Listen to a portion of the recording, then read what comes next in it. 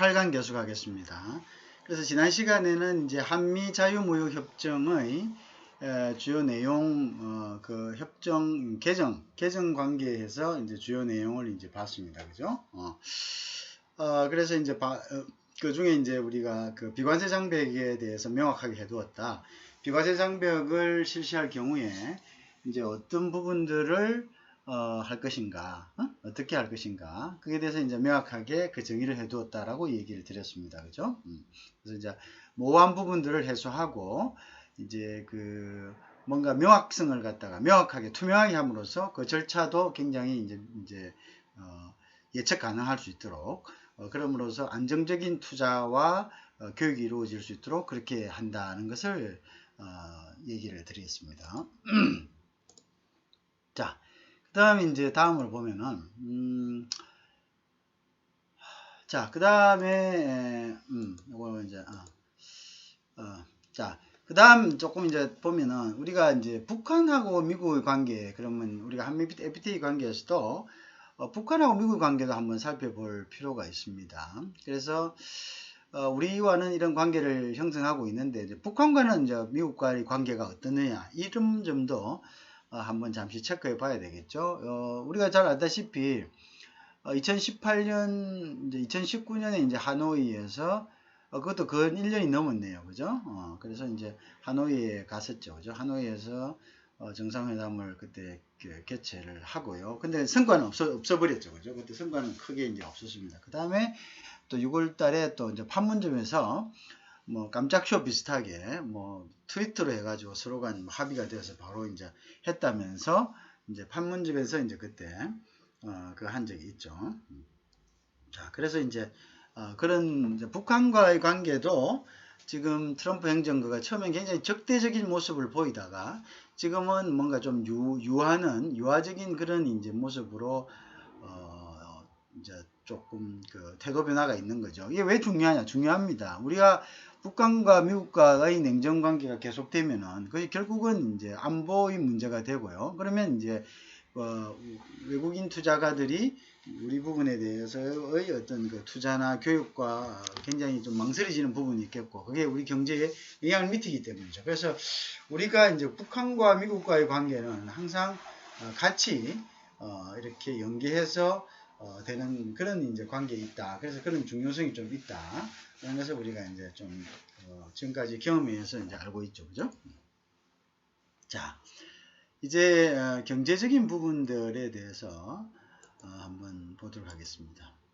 자, 그래서 우리가 그 미국의 경제 지표를 한번 살펴볼까요? 미국은 이제 경제 성장률이 이렇게 보면은 보통 2%에서 이제 3%까지 왔다 갔다 이렇게 하는 이제 그런 것들을 보이겠죠. 그래서 이제 큰 나라이기 때문에요. 경제 성장이 막 그냥 한꺼번에 막 중국처럼 뭐 8%, 9%대, 심지어는 10몇 프로가 넘어가는 이런 것들은 그거는 이제 개발도상국이기 때문에 이제 빠른 속도로 어느 정도 올라가는 거고요. 어느 정도 올라가고 나서는 그것이 더뎌질 수밖에 없죠. 그죠?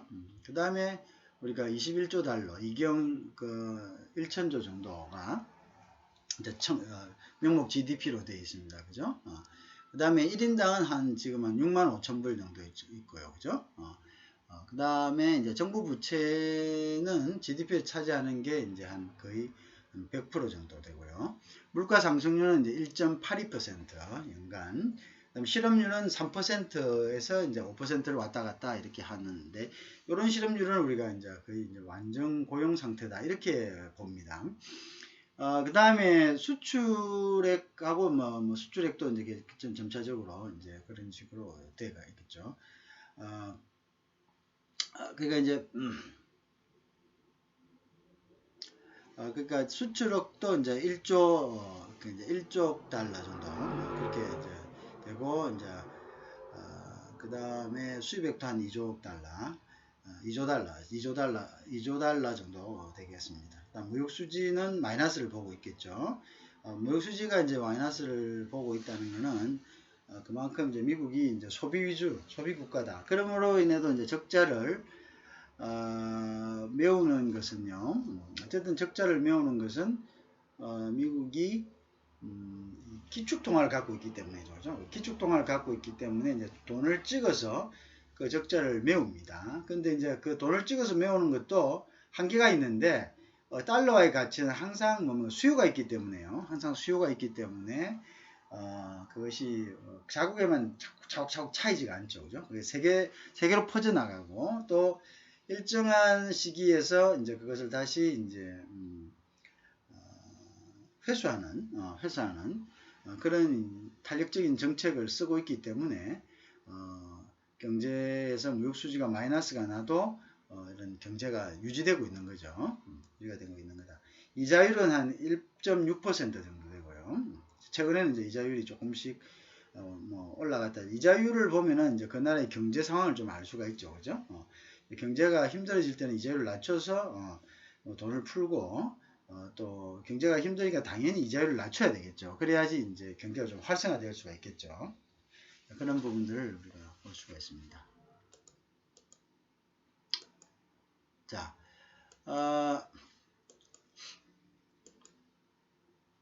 그 다음에 이제 보면은 경제 성장률은 이제 아까 그 테이블을 기초로 해서 봤을 때죠. 그래서 2012년 2분기 미국 경제 성장률은 2.1%로 전분기에 대해서 조금 둔화가 되었지만 경관 소비와 고용 여건을 바탕으로 양호한 성장세를 유지를 했다. 뭐 그렇게 보고 있겠죠. 그 다음에 이제 개인별 지출은요, 내구지 중심의 상품 소비 증가와 서비스 부분의 개선으로 1분기, 2분기로 큰 폭 소비 지출이 이제 개인별 지출을 보면 우리가 그만큼 그날의 경제를 알 수가 있겠죠. 우리가 경제가 힘들면 전부 다 지갑을 닫습니다. 그죠? 지갑을 닫죠. 그래서 경기가 좀 이렇게 다운되면은, 비즈니스가 다운되면은 닫는데 이게 소비가 어느 정도 진작이 돼야 되죠. 그죠? 진작이 돼야지 이제 이게 됐다. 민간 투자는 2018년 2분기 후 처음으로 감소세입니다. 좀 마이너스 5.5% 감소했습니다. 이제 주택 투자의 마이너스 기회에 따른 것이죠. 주택 투자가 이제 좀 마이너스 형태를 보였다. 그죠? 다음에 이제 볼까요? 또 어떤 부분이냐면요. 2019년 2분기 실업률은 3.6%. 앞전에 3.9%였는데 조금 이게 완전 고용에 가깝습니다. 그죠? 취업자 꾸준히 증가하고 임금 상승하는 등 임금 상승하고 취업자 증가하면 굉장히 바람직한 거죠. 그죠? 물가 상승률은 또 그만큼 이제 2.2%에 이제 머물고 있습니다. 물가 상승이고 아주 아이디얼하게 유지를 하고 있는 그런 모습이 보입니다. 그죠? 자, 금리는 FOMC에서 정책 금리를 2에서 2.5% 0.6% 하락시켰죠. 그죠? 금리는 됐겠고 그러니까 이제 금리 인하, 인플레이션 압력이 있고 그 다음에 이제 세계 경제가 이제 미국 전망에 미치는 영향들을 고려하여 금리 인하를 갖다가 그래도 너무 금리를 인하하면 인플레이션이 더 커지니까 그죠? 적당한 수준에서 금리를 인하를 한다 그죠? 그죠? 그다음에 이제 오늘 자료는 이제 연방준비은행하고 그 다음에 국제금융센터, 뭐 한국은행에서 이제 어떤 자료를 가지고 기초를 하고 있습니다. 자, IMF 따르면요, 국제통화기금이죠. 국제통화기금은 세계은행이죠. 세계은행 그렇게 보시면 됩니다. 세계은행. 한국의 은행은 한국은행이죠. 그죠? Bank of Bank다. Bank of Bank다. 그죠? 세계 각국의 돈을 빌려주는 곳이 IMF입니다. 은행입니다. 그죠? 그래서 우리 각 나라는 은행에 이제 투자를 하는데 예금 형식의 투자와 또는 이제 그거를 이제 자기 예금도 합니다. 국가들이 예금도 하고 이제 그 예금을 담보로 해가지고 돈을 이제 대출받는 똑같습니다. 일반인들과 일반인들도 자기가 담보가 있어야지 대출을 받죠. 그 다음에 또 어떻습니까? 신용이 있는 사람도 신용 대출 받죠. 그래서 IMF도 마찬가지입니다. 국가에 대해서 국가가 맡겨놓은 돈, 국가가 디포짓 되는 돈 내에서 나중에 이제 구제금융을 해주고요. 또 오면 국가의 신용도에 따라 가지고 뭡니까? 신용대출도 해줍니다. 그죠? 그 두 가지 방식으로 IMF는 각 국가에 대해서 대출을 해주고 있죠. 그죠?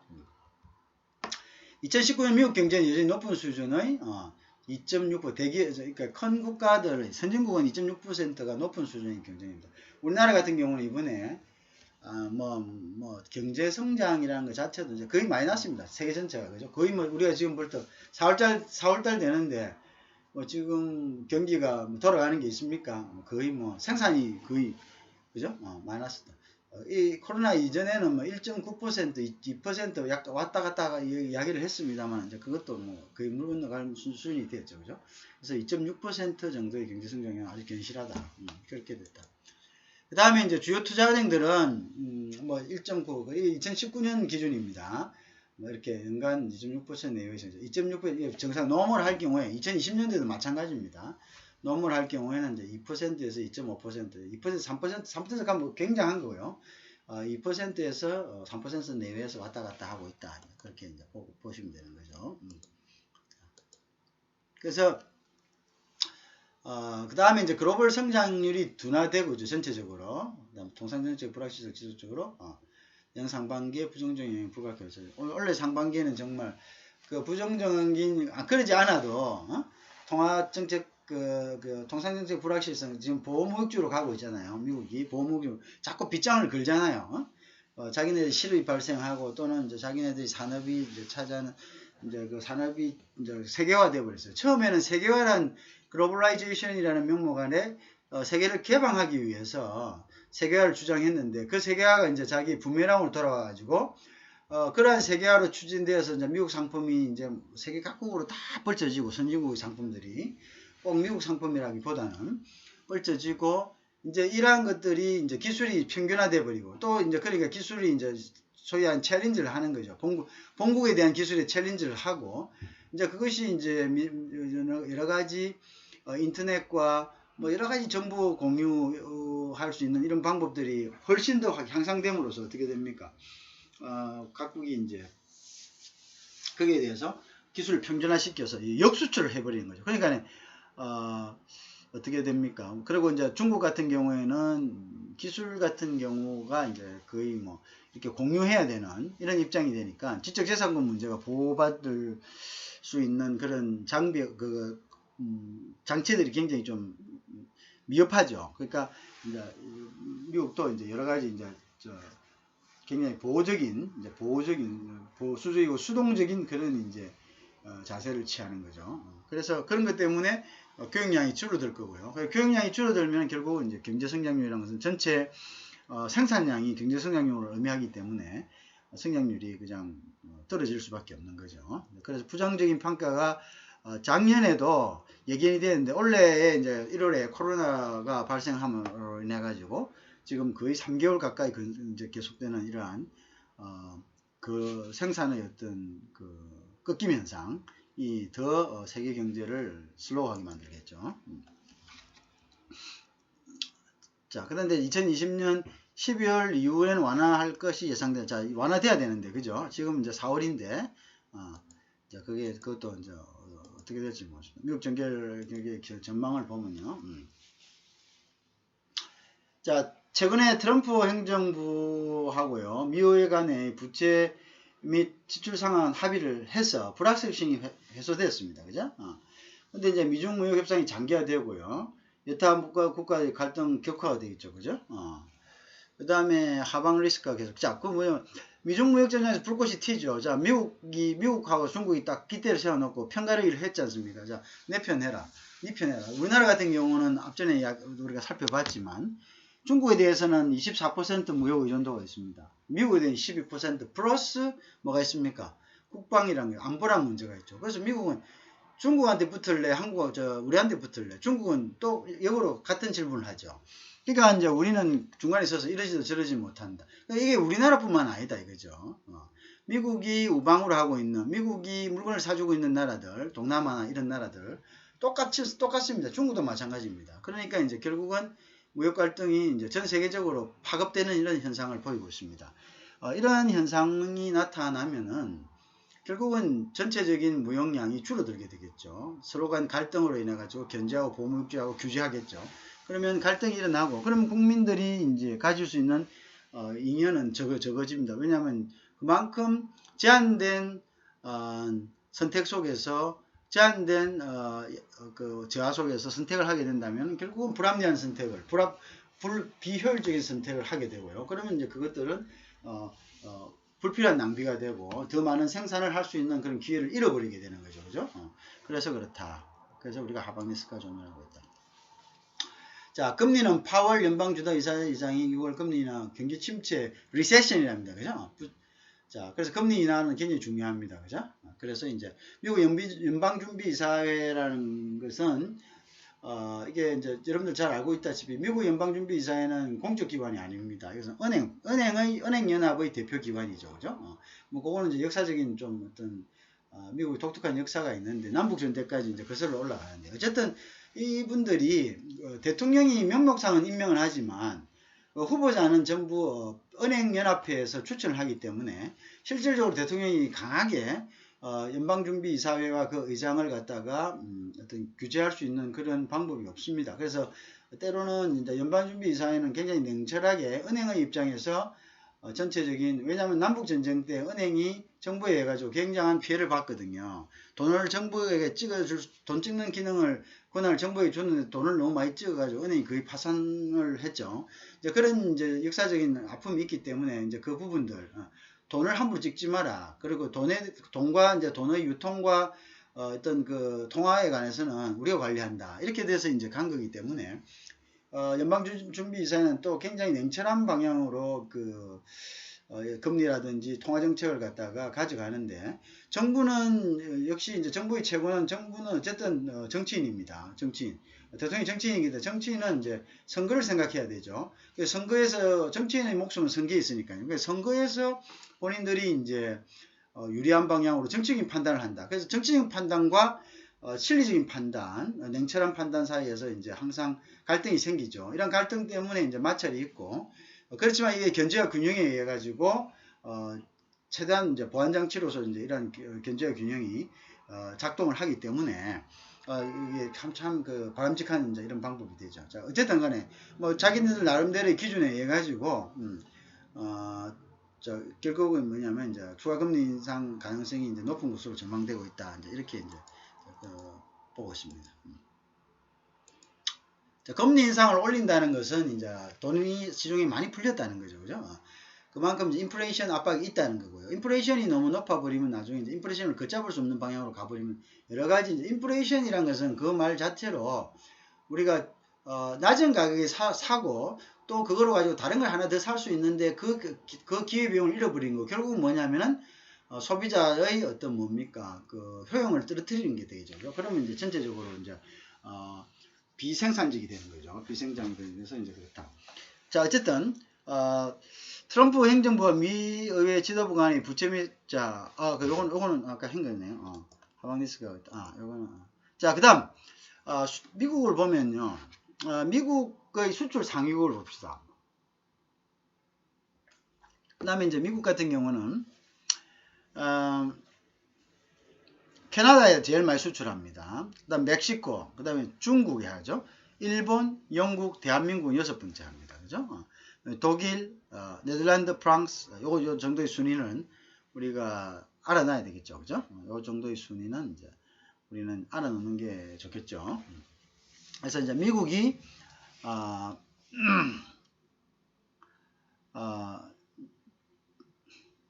자, 그런 이제 순위 정도는 이제 알아놓읍시다. 캐나다, 멕시코, 중국, 일본, 영국, 대한민국 우리는 한 6번째로 미국이 수출하는 국가가 되겠죠. 그죠? 대한민국은 미국이 수출하는 국가 중 한 6번째가 되겠습니다. 그죠? 자, 여기는 이제 금액이죠. 금액에서 이제 금액 그렇죠. 자, 그다음에 수입국은요. 자, 미국이 가장 많이 수입하는 나라는 중국입니다. 그러니까 중국에 대해서 그죠? 중국에 대해서 그죠? 우리가 이제 어느 정도 이제 그죠? 5천억 달러 그죠? 5천억 달러 정도를 수입을 하게 되겠죠. 그죠? 5천억 달러. 즉 한 크죠. 그죠? 5천억 달러. 500조 정도 됩니다. 500조. 5천억 달러니까 이제 500조 정도. 그죠? 500조. 5천조 정도. 그죠? 5천조. 5천조 정도. 5천억 달러. 500조. 자, 5천억 달러입니다. 이렇게 여기서 이제 여기서 이제 숫자를 쭉 세알이 가면 되겠죠.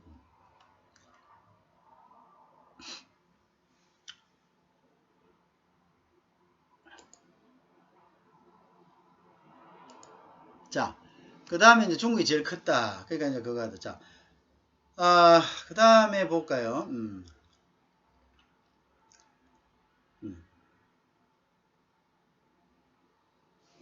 자, 요거는 이제 한국무역협회에서, 그죠? 한국무역협회에서 이제 나온,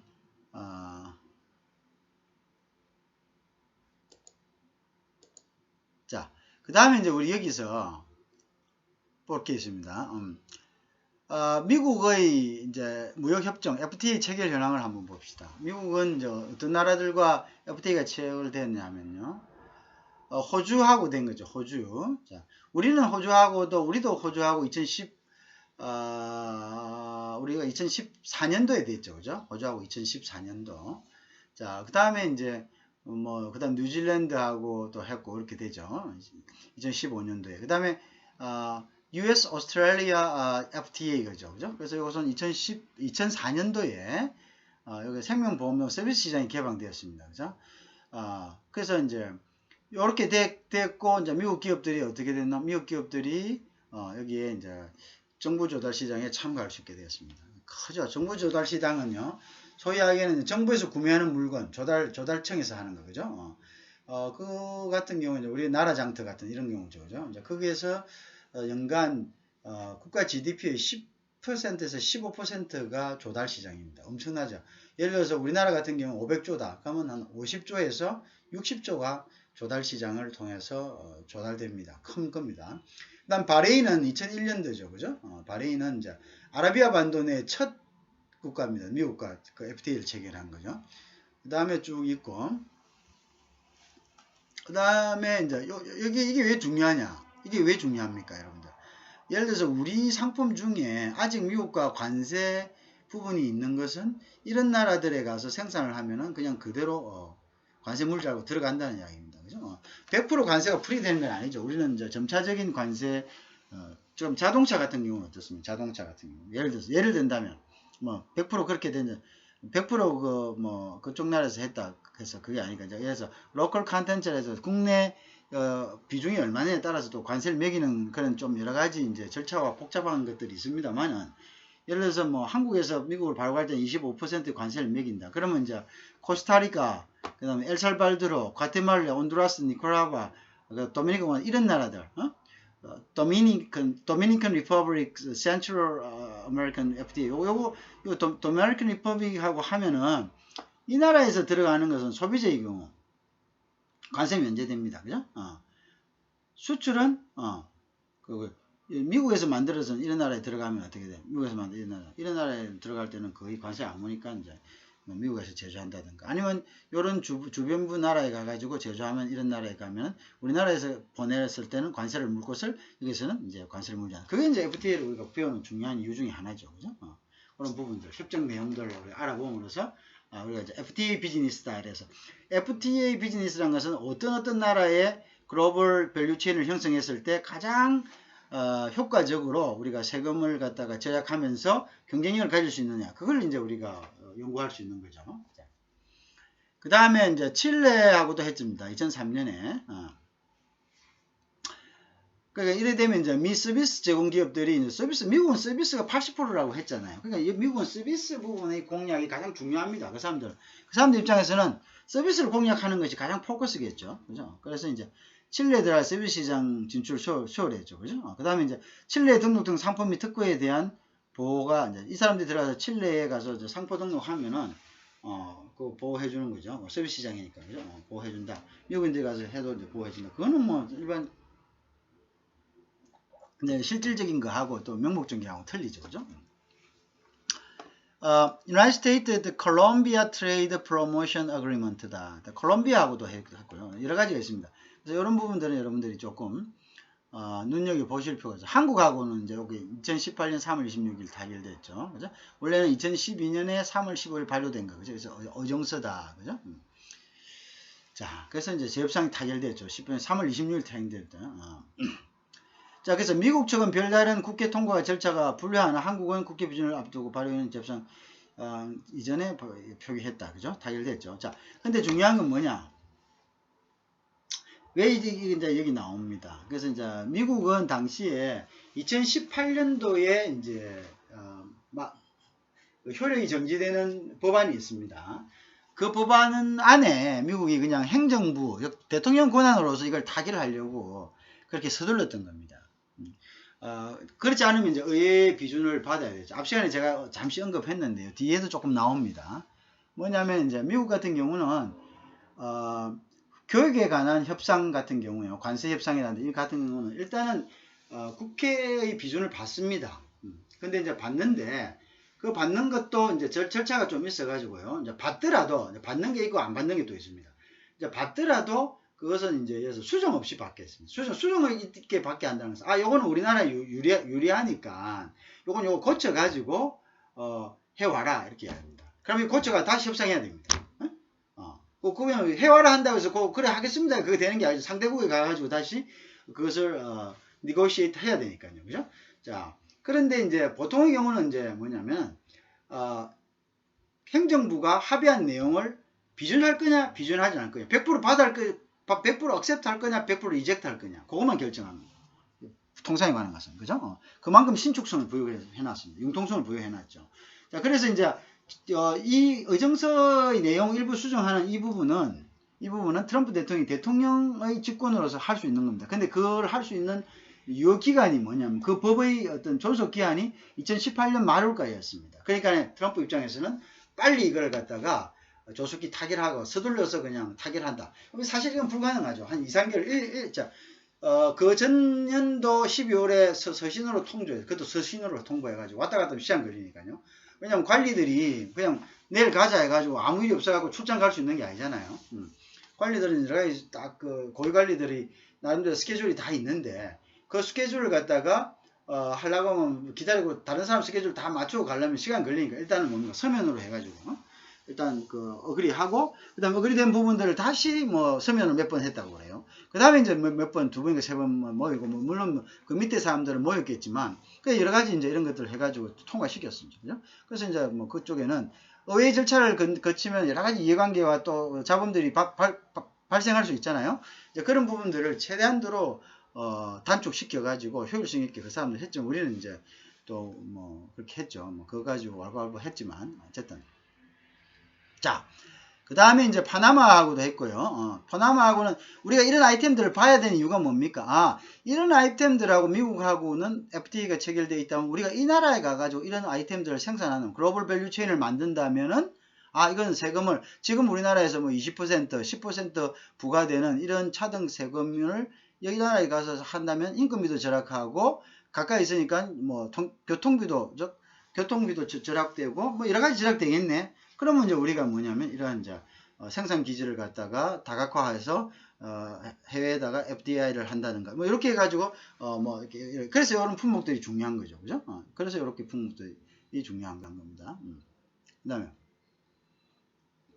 싱가포르도 마찬가지죠, 그죠? 싱가포르도 이렇게 했다. 자, 이런 내용들은 여러분들이 이제 나중에 이제 요 내용들을 이제 자세히 봐야 된다는 거죠. 자세히 봐야 된다. 자, 그 다음에 이제 이게 뭐야? 자, 이렇게 넘어가야 되네. 자, 그 다음에 반덤핑, 상계관세, 세이프가드가 되어 있는 품목들 있지 않습니까? 자, 우리나라에 대해서 되어 있습니다. 우리나라에 대해서 되어 있는 이런 품목들 더 무턱대고 그냥 가서 수출한다고 하지 말고 잘 보고 이거 지금 반덤핑 대상이구나, 세이프가드 대상이구나, 이걸 잘 알아야 되죠, 그죠? 자, 어떤 게 있냐 하면은 반덤핑 조사 중에 있는 것은 풍력 타워이죠. 위에 돌아가는 팬 같은 거죠. 그래서 이런 거 아세톤, 그죠? 이것도 보고 도금된 건 도금은 위에 페인팅 하는 거죠. 그래서 또 이제 부패를 방지하는 거잖아요. 썩는 것을 corrosion resistance steel sheet라고 합니다. 우선 이제 그것도 지금 규제 중에 있습니다. 반덤핑 규제 중에 있고 냉연, 그죠? 냉연, cold rolled, 그죠? steel. 그 다음에 이제 그 다음에 이제 요런 것들, 그 다음 상계관세 반덤핑 이거 이야기했죠. 반덤핑은 자기 나라보다 뭐 한 거요? 가격을 그 수입국에 더 싸게 해가지고 시장 점유를 위해서 그냥 한 거죠. 그 다음에 상계관세는 보조금을 받고 와서 여기에서 뭐 경쟁력 있는 가격으로 하니까 그 보조금이 잘못된 거죠. 그죠? 공정한 경쟁이 아니죠. 그죠? 그런 것들을 이야기하고 세이프가드는 어떤 겁니까? 세이프가드는 뭐 보조금이나 뭐 가격을 뭐 후려서 그 파는 것은 아니지만 어떤 것을 이야기합니까? 그것은 갑작스럽게 이제 자국의 시장을 어떤 상품이 들어와서 잠식하는 경우죠. 그러면 이제 자국 산업이 와야 될 그런 그 여지가 있기 때문에 그것을 방지하기 위한 것이죠. 이제 그런 것들을 이제 우리가 이야기를 하는 거죠. 자, 그 다음에 이제 이런 품목들도 여러분들이 또 이런 품목에 만약에 종사한다면 이제 하게 돼요. 자, 여기는 HS 코드가 있잖아요. 그래서 HS 코드를 요거 잘 보셔야 됩니다. HS 코드를 보면은 그 상품이 내가 팔려고 하는 상품 HS 코드가 매칭되면 HS 코드를 모든 것을 미국 세관에서는 요거를 가져갑니다. 그래서 HS 코드가 요 하나 6자리인데요. 6자리까지는 세계 공통입니다. 6자리까지는 다 6자리 나와 있죠. 그 다음에 나머지 부분에 대해서는 각국에서 부여할 수가 있습니다. 좀 더 특색 있게. 그렇지만 세계 공통은 요 HS 코드 요 6개가 세계 공통이기 때문에 미국 관세청에 들어가서 내가 수출할 물건이 지금 어디에 해당하는가. 그 이제 특색을 HS 코드에 대해서 디스크립션이 다 되어 있습니다. 그럼 보면 이제 HS 코드에 해당하는 것이 요거다. 그럼 요거 지금 반덤핑 규제 중에 또 그다음에 세율도 나와 있습니다. 세율.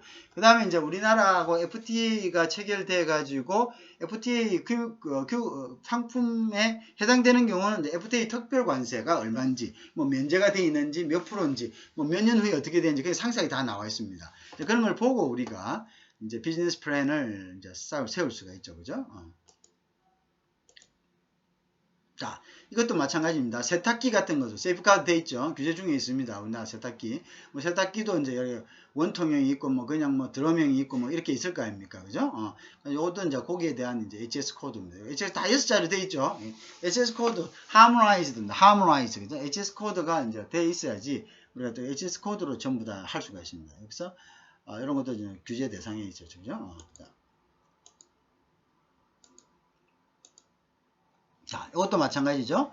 사각 파이프, 그죠? 사각 파이프.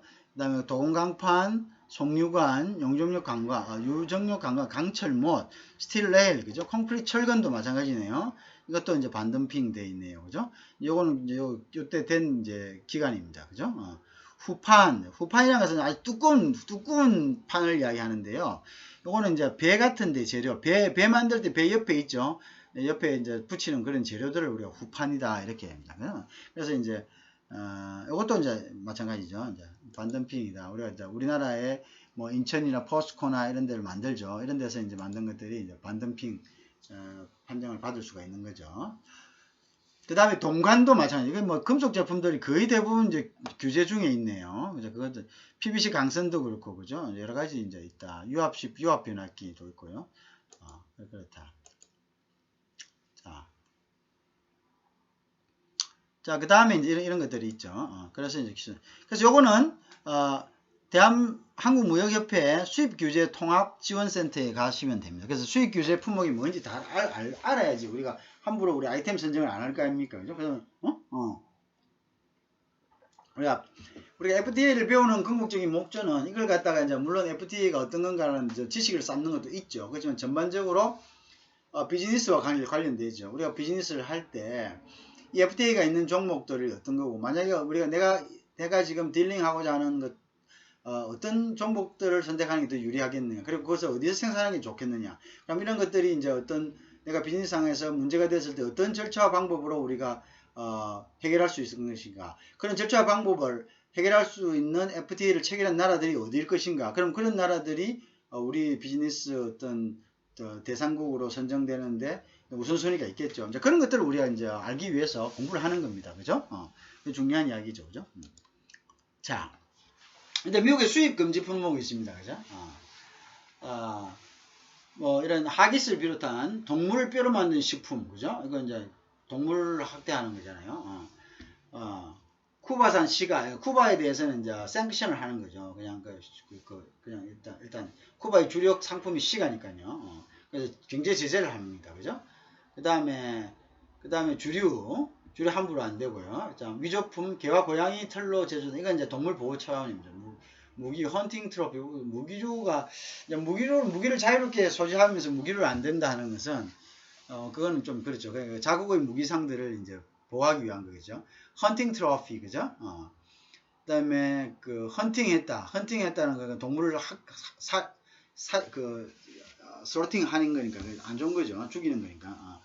슈팅을 하든지 그런 문화재 등 미국 수입 이런 것은 안 됩니다. 특정 동물, 그다음 이란, 쿠바, 미얀마, 수단 상품도 안 돼. 이 전부 다 규제국입니다. 그죠? 그죠? 수단 상품 금지되어 있다. 잘 보세요. 미얀마, 수단 알겠죠? 특정 상품 특히 사전 허가를 받은 자, 그죠? 잘 내용을 잘 알아야 되겠죠? 자, 그다음에 미국 통관 절차 한번 봅시다. 미국은 통관을 하면 어떻게 하는지 알아야지 우리도 그죠? 자, 미국의 통관 절차는 기본적으로는 소비 화물 consumption entry를 통해서 이런 주로 미국 내에 수입되는 대부분의 상업용 개인용품의 물건의 통관 절차를 가장 기본적인 신고죠. 자, 이게 이제 소비하는 물건을 갖다가 그 엔트리한다, 드린다 이런 뜻입니다. 그죠? consumption entry다 신고 절차. 자, 상황에 따라 form 또는 inform 형식이죠. 또 formal 형식이 있다. 약식 통관은 뭐냐면요. 2,500, 우리나라로 한 300만 원 미만의 인보이스 가격. 이런 그냥 약식 통관입니다. 약식 통관. informal entry입니다. 그죠? 자, 그래서 미국산 제품으로 해외에 수출돼도 다시 반입되는 경우도 마찬가지입니다. 마치 왔다가 반품되는 경우죠. 개인 이삿짐. 자, 그 다음에 자, 1년 이내에 들어오는 것은 이건 세금이 면제됩니다. 알겠죠? 1년 이내. 그죠? 1년, 다 갖다 1년 이내. 보통 이제 그래서 우리나라 사람들이, 우리나라도 마찬가지죠. 외국에 갔다가 차 샀어요. 옛날에 고급차 사가지고, 한 11개월 정도 돼가지고, 그거 이제 가지고 한국에 들어오면 이제 세금이 면제됐잖아요. 이거 굉장히 트리키하죠. 그죠? 그죠? 중고다 이거지. 그리고 1년 됐다. 내가 쓰던 거다. 그럼 뭐 할 말이 없잖아요. 그럼 뭐 그냥 들어오는 거죠. 안 그러면 엄청, 그러니까 이제 우리가 같이 옛날에는 이제 미국에는, 참 희한한 게요. 우리는 이제 이게 수입 규제를 할 목적으로, 수입 자동차에 대해서 세금을 많이 부과했었어요. 지금은 이제 좀 그렇지는 않지만. 근데 이제 지금은 안에서 국내 판매상들이 마진을 엄청나게 챙기죠. 똑같은 외국산, 예를 들어 독일산 차인데, 뭐 일본에서는 독일하고 똑같이 팔고 한국에 들어올 때는 곱빼기를 파는 거예요. 근데 왜 그러냐 물어보면 한국 사람들은 싼 거를 안 산대요. 싸면 안 산대요. 우리 스스로 한번 돌아볼 것도 쌈은 안 산대. 쌈은 가치가 없기 때문에 안 산대. 참 재밌다, 그죠? 그래서 이제 어쨌든 그래서 이제 더블 프라이스인데, 그러니까 이제 그게 관세가 많이 붙이거나. 근데 그거는 이제 WTO의 자유무역 협정에 해가지고 이제 그렇게 할 수가 없죠. 한 25% 정도 뭐 이런 이상은 할 수가 없는데, 안 그러면 누가 붙이는 겁니까? 판매상이 마진을 많이 붙이는 거겠죠. 자, 어쨌든 간에, 그래서 여기서 살려면은, 예를 들어서 한 1억 5천인데, 사 들어오면은 한 6천만 원? 6천만 원도 안 했어요. 그냥 있으면 쌉니다. 아주 한국에서 이야기되는 고급 차들이 외국에서는 굉장히 쌉니다. 그래서 왜냐면 외국 애들은, 미국은 미국대로 좋은 차들이 있고요. 일본대로 좋은 차들이 있으니까, 역으로 이야기하면 우리나라는 그만한 그런 밸류의 차가 없다는 역도 되겠죠. 그러니까 좋다고 사겠죠. 근데 국산차도 좋거든요. 근데 이제 그걸 그렇게 생각하니까 그렇겠죠. 사는 사람은 그렇게 생각하겠죠. 파는 사람도 그렇게 생각하겠죠. 그렇게 너하고 상대 안 된다. 이러니까 높은 가격에 불러도 먹힐 거 아닙니까? 그리고 또 이제 우리나라 사람들의 어떤 심리적인 이유도 있겠죠. 자, 심리적인 이유란 것은 이제 그것을 살 고객들이 국산차에 대해서 그 밸류를 못 느낀다는 거겠죠. 그죠? 그것은 사람마다 다 그렇다는 건 아니고, 그 사람들은 그렇다는 거겠죠. 그걸 이제 이용해서 파는 거겠죠. 자, 어쨌든, 비사점을 가지고 들어오면 싸다, 이 말이야. 싸다. 그래서 그냥 세금 안 내고 들어온다. 그래서 끌고 다니는 경우가 많았다. 그 약식 통화입니다. 그 다음에 소량의 상업용 샘플의 경우는 무관세 소비통관, duty free consumption entry다. 그냥 사업용 샘플이 저장하잖아. 그냥 샘플도 다 돈맥입니다. 그 무관세란 것은 이제 미국 들어갈 때는 그렇게 하네요. 이 미국이죠. 우리나라는 무조건 다 맥입니다. 그러니까 무임, 유임, 그러니까 돈 안 내는데도 샘플로 오는 것도 무조건 이제 담맥입니다.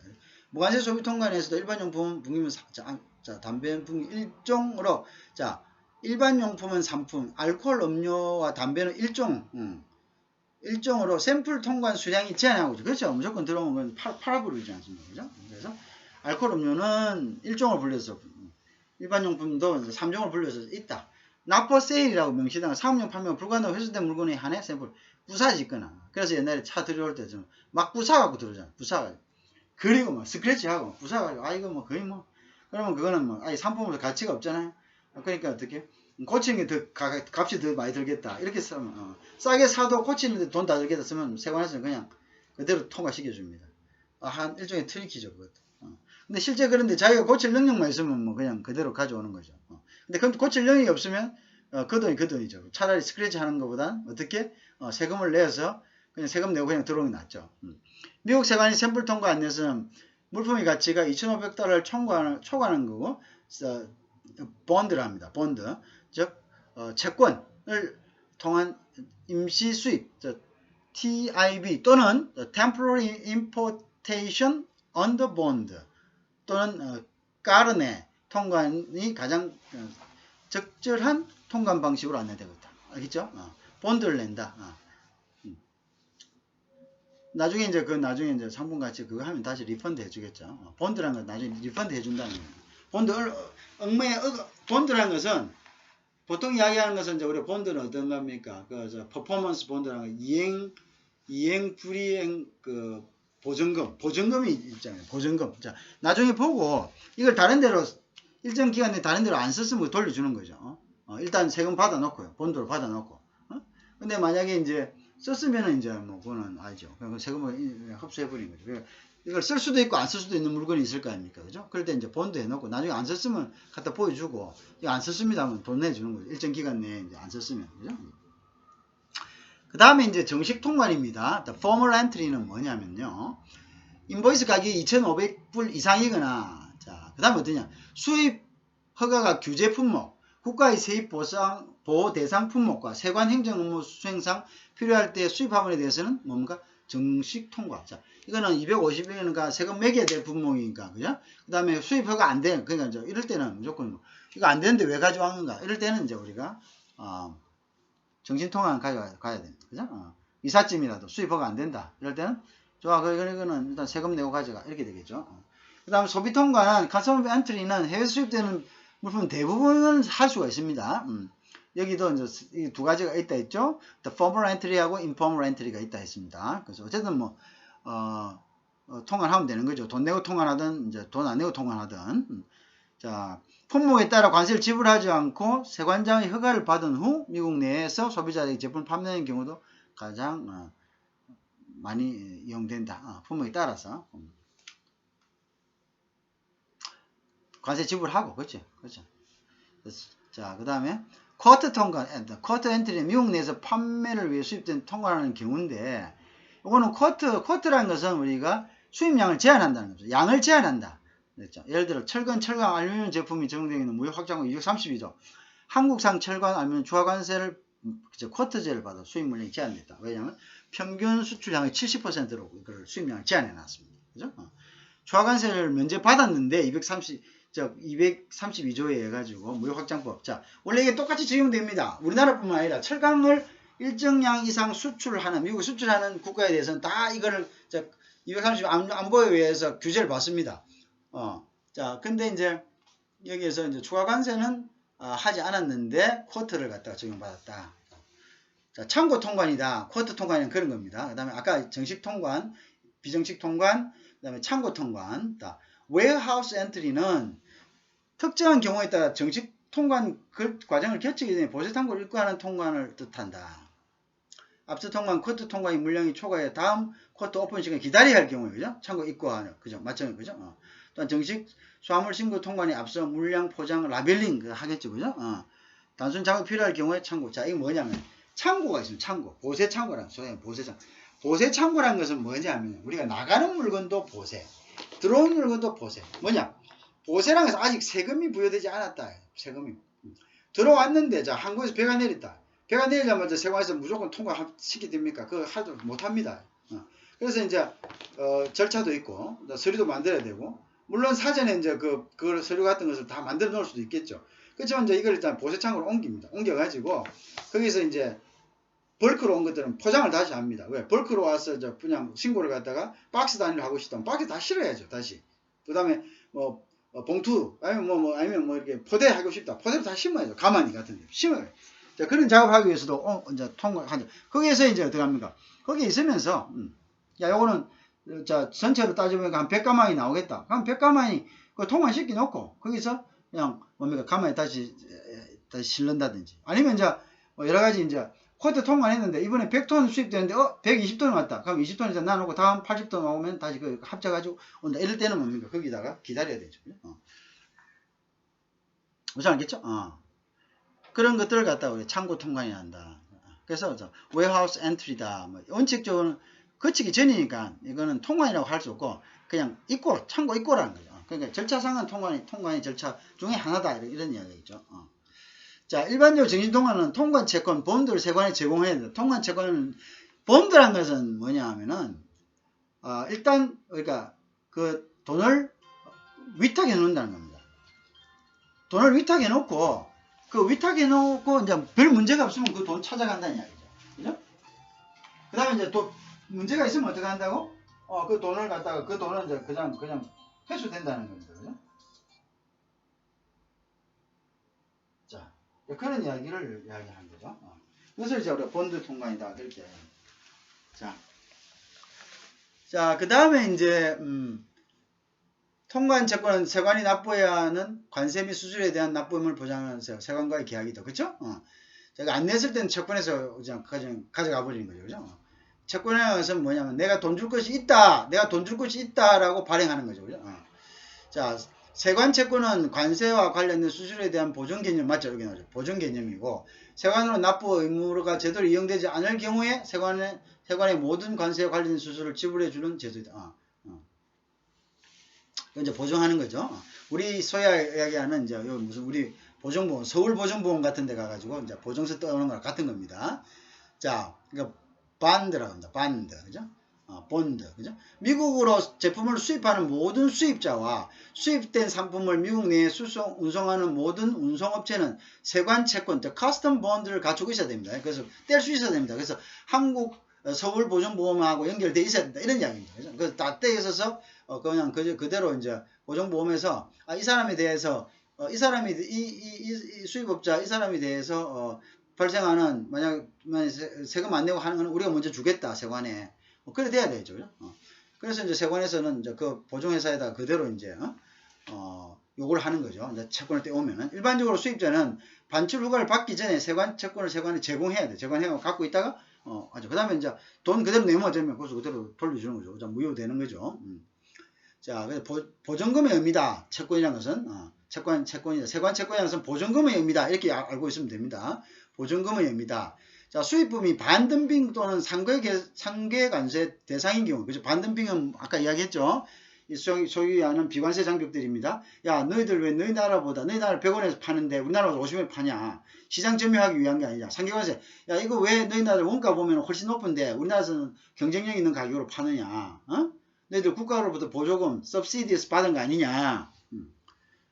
이거는 이제 별개의 본드. 그거는 반덤핑 관세라든지 상계관세는 몇 배를 무는 거니까 그거는 이제 그 관세보다 더 많은 본드를 갖다가 특별한 본드를 제출해야 되겠죠. 대상인 경우다. 무슨 말이냐? 철강 수출한다 우리가. 그럼 철강은 이미 뭐가 해야 되는 겁니다. 언더더 덤핑 아닙니까? 엔티 덤핑합니다. 그러니까 반덤핑 상태에 있어요. 조사 중에 있습니다. 언더 인베스티게이션이 있습니다. 그러면 반덤핑 과정에 있으면 이것도 반덤핑 날 가능성이 높을 수 있겠죠. 높을 수 있으려면 일단 따로 이건 본드 제출해야 해야 됩니다. 그래서 반덤핑 했을 때 돈 우리가 너한테 불과금 페널티 물릴 만큼을 일단 뭐 반덤핑 될지 안 될지 모르지만 가능성이 높으니까 갖다 넣어놔라.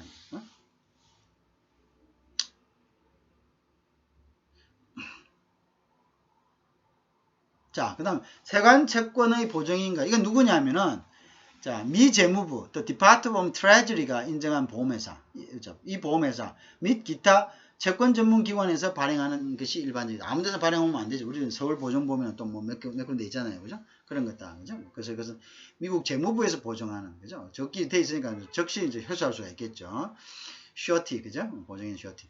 자, 채권조는 1, 2 이상 사용 가능한 단기 세관 채권, 싱글 엔트리 본드와 지속적인 통관에 사용되는 지속세관. 이거는 이제 컨티뉴어스 본드로 구분되죠. 그건 계속적으로 해놓고, 계속적으로 통관 업무 하는, 그래서 뭐 그런, 있을 거 아닙니까? 통관 업무 진행하는, 이제 예를 들어서 뭐 관세사나 이런 게 있을 거 아닙니까? 그러면 이제, 일단은 계속적으로 이제 뭐, 그 다음 무역회사도 마찬가지고, 해놓고, 계약해놓고 이제 무조건 발생하면 무조건 준다는 보험의 개념이죠. 보험의 개념. 그죠? 그런 식으로 이제 든다. 자. 그럼 우리가 이제 통관 시에는 어떤 유의사항이 있습니까? 식품, 화장품, 의약품, 의료기기는 미시약청 관할입니다. 관련 규제가 적용된다. 식약청입니다. 그죠? 식품, 화장품, 의료기기. 그죠? 미시약청입니다. 기본적인 해외 생산 기지를 등록하고, 현지 에이전트 지정 및 등록. 그죠? 자, 제품 등록 및 시판 전 허가, 라벨링 규제 준수 등 관련 규제가 준수돼야 통관이 가능하다. 복잡하죠. 생산 기지가 어딘지 알아야지. 아무 데서나 그냥 앉아가 생산 프로세스를 모르면은 그거는 이제 그 나라에서 뭡니까? 뭐 어떤 제품이 어떻게 만들면 뭐 해가 될 수가 있잖아요. 현지 에이전트를 갖다가 또 지정을 해야 됩니다. 지정해야 되고, 또 그 사람 등록해야 되고, 제품 등록 및 시판 전에 허가를 받아야 되죠. 당연히 허가를 받아야 되겠죠. 미식약청은 FDA는 굉장히 엄격한 걸로 알고 있죠. 그죠? 라벨링 규제 준수, 라벨링도 그 규제를 다 해야 돼요. 어떤 성분이 들어있다, 뭐가 돼 있다, 돼 있어야 되겠죠. 그 다음에 이제 제품에 포함된 육류 함유량 등, 화장품에도 육류 들어갑니다. 그 다음 미 농림부, USDA 규제가 추가로 적용될 수 있다. 그죠? 그 외에 미국으로 수입되는 모든, 미국 안으로 들어가는, 미국으로 수출되는, 미국으로 수입되는, 미국으로 수출되는 모든 소비재는 미 소비자 안전청, 즉 Custom Protection Safety Commission의 안전성 규제가 적용된다. 알겠습니다. 소비자 안전법에 따라 이 미세관에서 안전성 테스트 증빙을 요구하는 경우 의무적으로 관련 증빙을 여기 가서 받아서 제출해야 됩니다. 자, 의류, 원단, 보석, 운동용품, 냉장기구, 가구, 차량 등에 관한 안전성 규정 준수를 요구하고 있으며 특히 유아 및 아동의 접근이 가능한 모든 소비자의 안전성 규정 준수. 이건 아이들에 대해서 특별하죠. 아까 이거 잘 보세요, 여러분들. 의류, 원단, 보석, 운동용품 다치면 안 되죠. 냉장기구 터지면 안 되죠. 가구, 그것도 마찬가지죠. 차량 사고 나면 안 되죠. 등의 안전성 규정 준수를 요구하였다. 자, 통관시 유의사항 한번 봅시다. 통관시는 한미 FTA 협정의 원산지 결정 기준에 따라서요. 한국산으로 인정받은 제품, 한국산 인정받은 스탠다드가 있으면 그거는 각 제품마다 틀립니다. 뭐 어느 정도가 들어갔을 때 한국산이다. 뭐 이렇게 딱딱딱 정해놨습니다. 한국산으로 관세를 면제할 수 있죠. 당연히. 그러나 한미 FTA 특별 관세 적용에는 원산지 증명서와 관련 증명서를 갖춰야 그냥 가서 해주세요. 안 됩니다. 한국산이다 해서 메이드 인 코리아만 적으면 안 됩니다. 거기서 원산지 증명서 어디서 뜹니까? 상공회의서 관련 증명서를 갖춰야 하며 세관에서 제출을 요구하지 않아도 미국으로 배송하기 이전에 미리 원산지 증명서 갖춰야 되습니다. 없으면 안 됩니다. 원산지 증명서. 자. 원산지 증명서를 포함한 원산지를 어디서 샀느냐? 구매 내역 보여줘야 됩니다. 생산일치 등 관련 증명서는 통관일로부터 5년 동안 보관해야 됩니다. 자, 5년 동안. 자, 무슨 말 알겠죠? 그러니까 이거 서류 작업하는 것도 보통 일이 아닙니다. 자, 원자재 구매 내역 어디 수입됐다. 그럼 요거는 요 건에 관하다. 원자재 딱 구매할 때 그 건에 대해서 수출 상품이 나갈 거 아닙니까? 그럼 수출 상품의 인보이스나 이런 여러 가지 LC 번호라 이런 걸 갖다가 뭔가 레퍼런스로 해가지고 연결을 시켜놔야 된다. 그럼 나중에 문제가 됐을 때 어떻게? 요 상품, 요 상품에 대한 우리 레퍼런스 뭐지? 요거구나. LC 번호 보면 요때 요걸 만들기 위해서 요 상품을 어느 나라에서 수입해 왔습니다. 그래서 우리가 요게 요 전체 상품 중에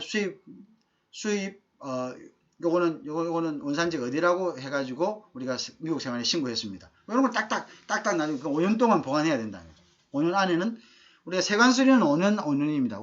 여기뿐만 아니라 우리나라 세관에 대한 모든 증명서도 5년. 그래서 5년이 지난 거는 세관에서 과세를 할 수 없습니다.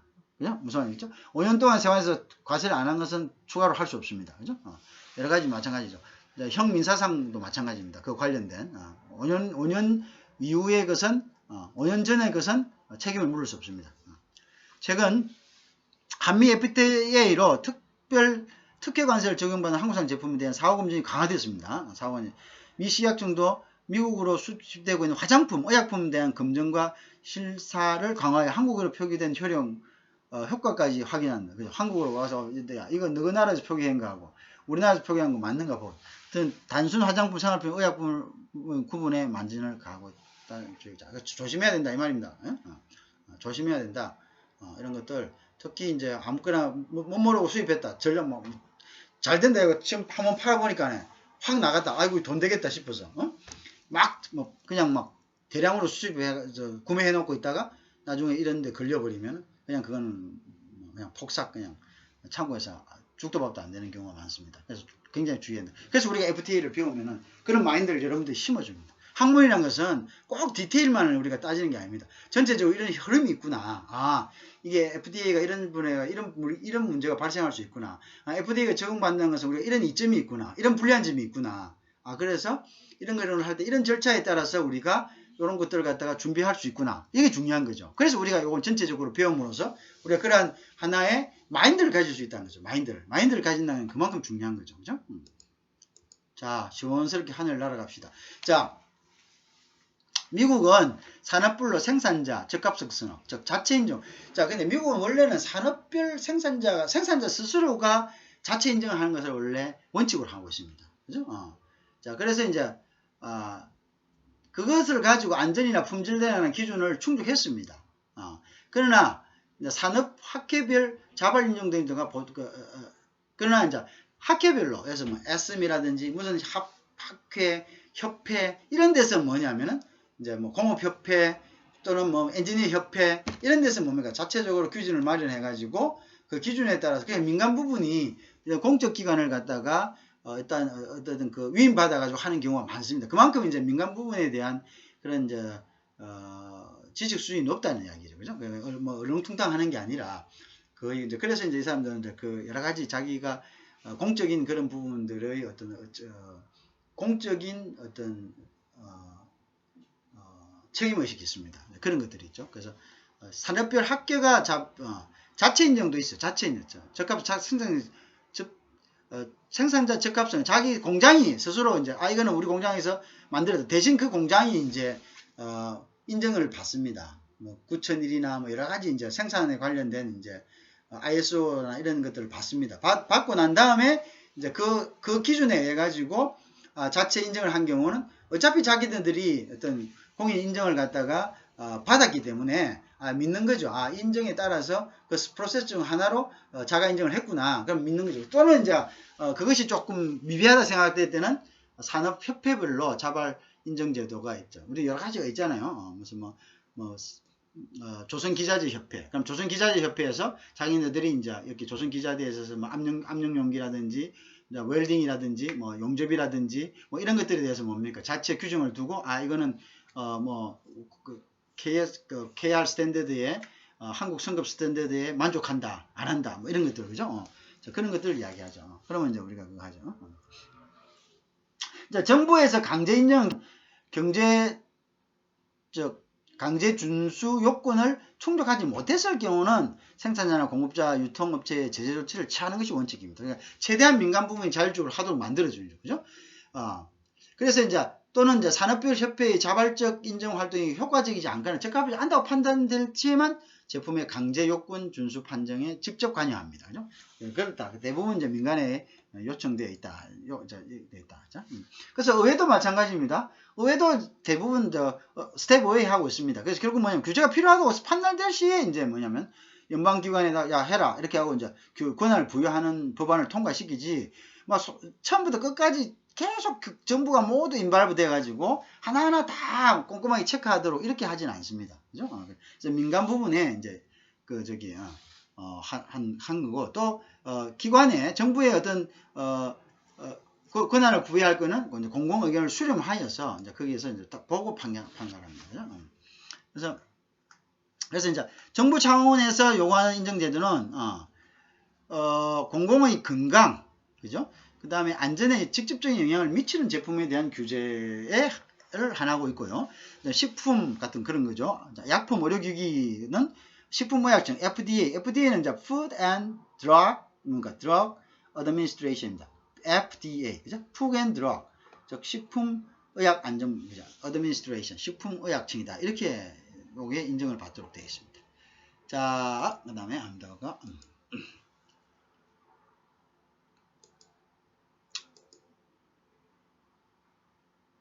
자, 우선 그럼 이제 8강은 여기까지 하고 이어서 9강을 하도록 하겠습니다. 감사합니다.